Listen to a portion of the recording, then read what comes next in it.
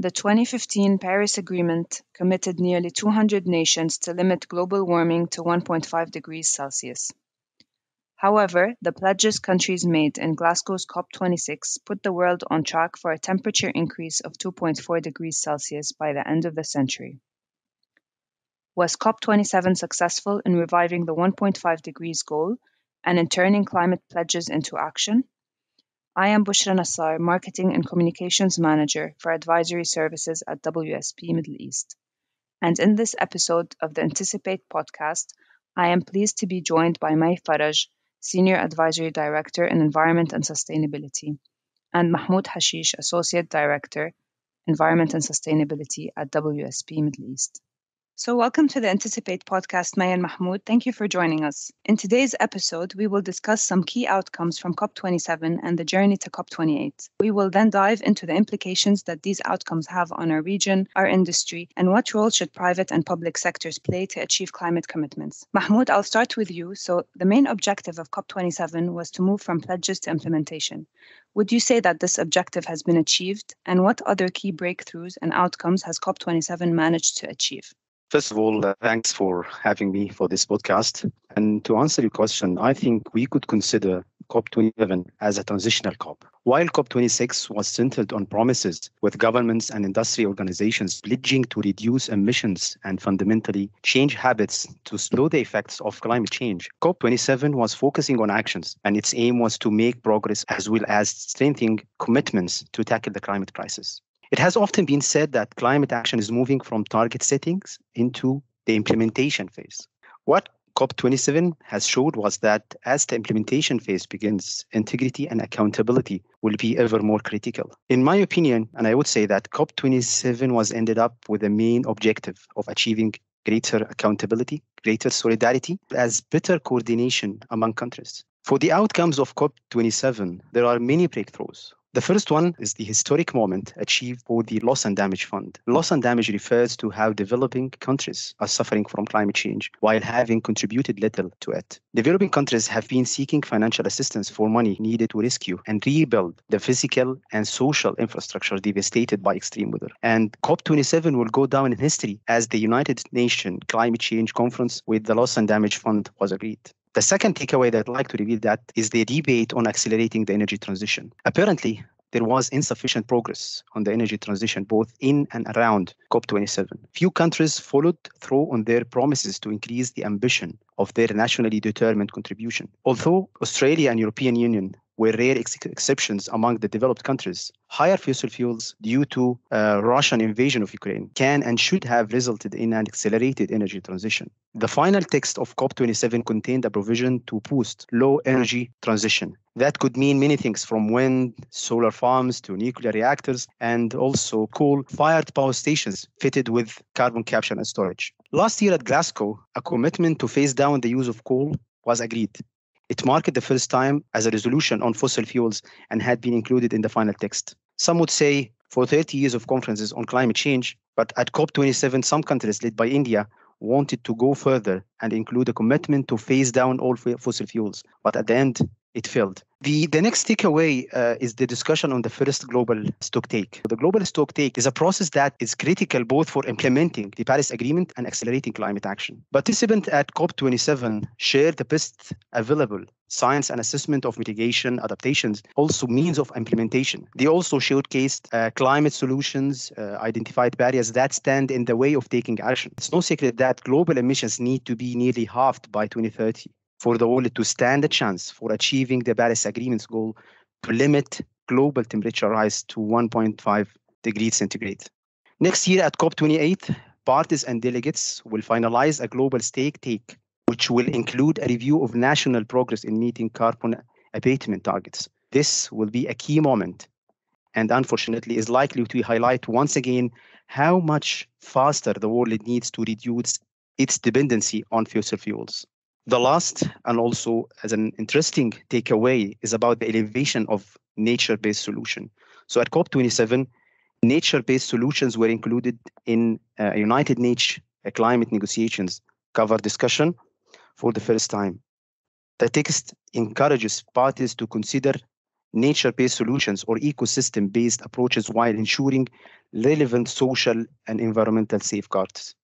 In conclusion, after the COP27, there will be many questions and reflections over tactics chosen by different parties and actors. Thank you, Mahmoud. This was a very thorough and insightful answer. So basically, just a few wrap-ups. So as you say, COP27 was a transitional COP, and we are seeing that developing countries are seeking assistance and starting to take action. So May, a question for you. Have we seen more countries making new climate commitments, and what implications might this have on our region and the world? This is a very good question. Basically, Bushra. And I think Mahmoud had touched base on a few key areas and few key agreements that drive a lot of those commitments, the likes of Paris Agreement, for instance. So in summary, I'd say definitely yes, commitments are rising. And based on the latest report that has been driven by the United Nations climate change, it shows that countries are bending the curve of global greenhouse gas emissions downwards. This curve is driven by an increase in commitments and potential implementation. So obviously it drives your emissions downwards, hence bending that curve and capping the level of emissions and carbon dioxide related equivalents that might sort of push those emissions upwards.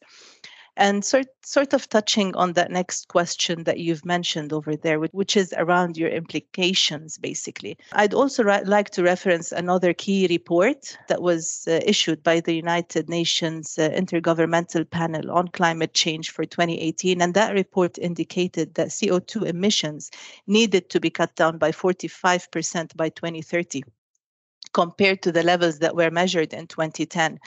And in addition, obviously, this is critical to the Paris Agreement goal, which obviously looks at limiting the temperature rise by 1.5 degrees Celsius and ensures alignment with also the COP26 and 27 commitments, which Mahmoud has already mentioned earlier. So basically, going back to the question, the implications are crucial to ensure that we avoid the worst impacts of climate change, including more frequent and severe droughts, heat waves, and rainfall. And in order to achieve those emissions or commitments, low emission development strategies and transition to net zero plans are crucial at a government level. Hence, we need to expect to see a larger shift towards developing and implementing such plans. I'd also, in this regard, like to reference another key report that was issued by the United Nations Climate Change, and that was specifically on the long-term low-emission development strategies, where actually this report looked at the country's plans to transition to net zero emissions by or around mid-century. And the report also indicated that these countries' greenhouse gas emissions could be roughly 68% lower in 2050 when compared to 2019, if all those long-term strategies are fully implemented on time. So it's clear that actually with the drive and the implementation, there's a huge chance to cut down on those emission percentages. And current long-term strategies as well, which are particularly represented by 62 parties in the Paris Agreement, account for around 83% of the world's GDP, basically. So again, large numbers, large percentages. So this is basically a very strong signal that the world is starting to aim towards net zero emissions. Absolutely. Thank you so much, May. This is really helpful. But I just have one question, actually. So when you were saying that CO2 emissions this year have to decrease by 45%, compared to what percentage in 2010? Yes, particularly in 2010, the percentage was floating at around, I'd say around 50 as well, 50, 55. But again, we've been working towards a decrease in that percentage because certain steps have been taken to reduce those emissions anyway. So you feel that, or you see that there is already a key drive towards reducing those percentages naturally. But again, now we have a bigger challenge, which is a shorter time frame, with a larger number. Yes. So really, like, all these commitments are coming into play. Mahmoud, over to you now. Climate finance was perhaps one of the most important agenda items in COP27. What were the main outcomes in this regard? Thanks, Bushra, for this important question. And I think it aligns with what May has said. So in order to achieve all these commitments, we have to have finance in place. So it's a key factor to achieve all these commitments. In my opinion, I believe that consolidated support for adaptation and increasing climate finance was probably the hottest topic at COP27. Basically, the main challenge discussed for adaptation at COP27 were related to the financing needs for developing countries. The demand for climate finance from developing countries are enormous, around $4.3 trillion. Developed countries have pledged to provide around 100 billion per year for climate finance, but unfortunately in 2020, only 83 billion has been raised, primarily for mitigation and only about a third for adaptation. So we can see there is a big gap. And at COP27, it has been acknowledged that an urgent and immediate action is needed for new and additional and adequate financial resources to assist developing countries that are particularly vulnerable to the adverse effect of climate change. Of course, also in responding to economic and non-economic loss and damage associated with the adverse impact or effects of climate change. So the decision has been made on establishing these new funding arrangements for assisting developing countries with a focus on addressing loss and damage by providing and assisting in mobilizing new and additional resourcing, including sources, funds, processes, initiatives under the Convention of Paris Agreement. And as I mentioned in my previous answer, that agreement on the new loss and damage fund was a huge success and a huge breakthrough in COP27, and we have to build on. Nevertheless, the difficult part now is to collect this fund and how we can set up this fund. There is no agreement yet on this, and hopefully in the next COP, this will be a kind more structure. There are also other few outcomes related to the climate finance during COP27.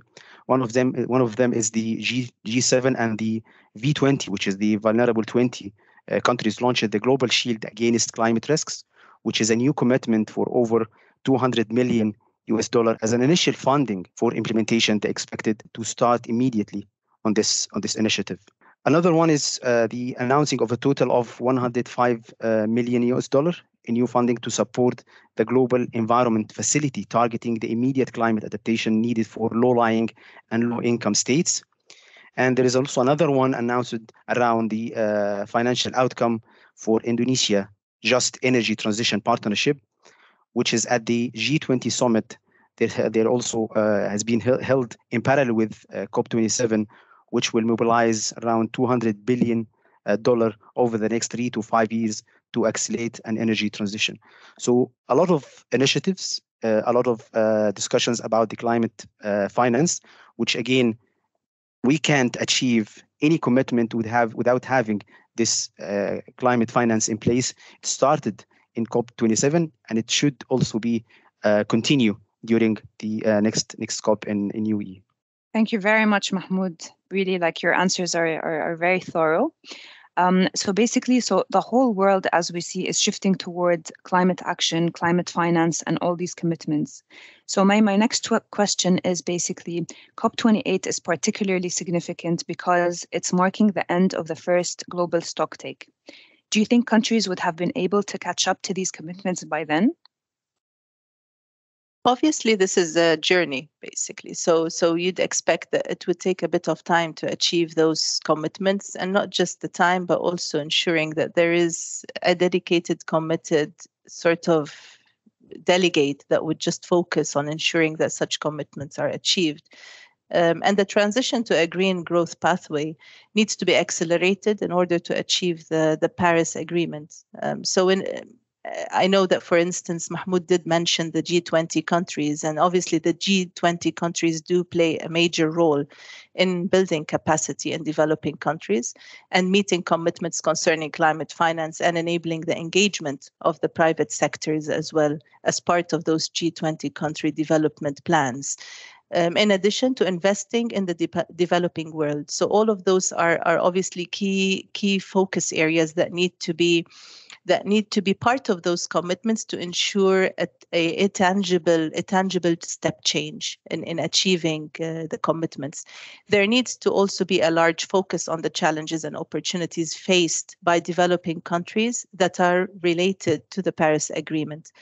And the implementation and financing of the green growth plans in numerous high priority areas is crucial and can be achieved through a bunch of different strategies, from renewable energy transition to electrification of transportation, green buildings and infrastructure, and green employment. All of those are key initiatives that need to be taken as high priority to ensure that all of those funds and finances are channeled in the right implementation manner. So there are a few strategic recommendations that can support achieving those commitments. And those firstly include that all countries, both developed and developing, need to redirect public policy and finance economy-wide to achieve deep decarbonization. Another key recommendation is that the G20 countries should also have successful replenishment of the climate fund, or the Green Climate Fund, which again was mentioned by Mahmoud earlier. In addition to a few other key steps that can be taken, such as the green transformation that will need to take place with hundreds of millions of green and decent jobs to ensure that there are a lot of jobs that are focused on achieving those commitments. And finally, civil society and consumers should play a key role in that transformation as well. So as you can see, there are different stakeholders, there are different commitments that need to be put in place in addition to the funding and financing. Those various components should then be taken forward as actions for that implementation and successful achievement. Thank you very much, May. So basically, if we were to look inward, and as WSP, how will we contribute to the achievement of COP27 commitments? Mahmoud. Thank you for this interesting question, Bushra, because it should show the audience how WSP is an integral part of the climate change transition. So I would say that WSP is positioned as a leader to address the global challenges delivered at the local level. Every day in WSP, we develop and implement strategies to reduce carbon emissions, increase capacity to adapt to changing climate, improve resilience, and bring green infrastructure online. We also have our future ready, the designs and advice to our clients, and we have an outsized impact on reducing their emissions and accompanying them on their own journey to net zero. When it comes to COP27, WSP was amongst 57 global companies that are leaders in sustainability, endorsed an action declaration to Paris align their climate policy engagement activities. This action declaration outlines how industry leaders is in the movement to decarbonize the economy. Actually, at WSP, we have an enormous opportunity to influence and to be at the heart of the climate change solution through the work that we are doing every day. Decarbonization, climate resilience, climate adaptation are integrated into everything we do to build for the resilience of a warmer planet and for the efficiency and low consumption of a net zero world. There are a few things that happened last year for WSP. So in March 2022, WSP published its first standalone task force on climate-related financial disclosure report, which addresses the potential impacts of climate change on our business. Also, last October, WSP net zero target has been approved by the Science Based Targets Initiative, where WSP commits to reach net zero greenhouse gas emissions across its value chain by 2040. Also, last year in August, WSP published its climate transition plan, which provides an overview of key strategies that WSP is going to implement to achieve these targets with a collective transition to a low carbon future. Thank you, Mahmoud. And I'd like to add one point as well, that we have also signed the Responsible Companies Climate Pledge. So this has been a recent commitment from our end as well, that we will be one of the responsible private companies moving forward in terms of climate. So it's basically everything that we have been doing, but we will continue to do. And by signing this pledge, this is only like solidifying this commitment. So, May, the next question is basically for you. What is the importance of adopting PPP frameworks and enhancing the private-public collaboration for achieving the required climate outcomes? This is a very timely question and actually a point to raise, especially with the COP28 just in our foresight, basically. So the public-private partnerships are one of the options around taking those discussions forward into a successful partnership around carbon management and carbon enhancement, and actually looking at capping emissions.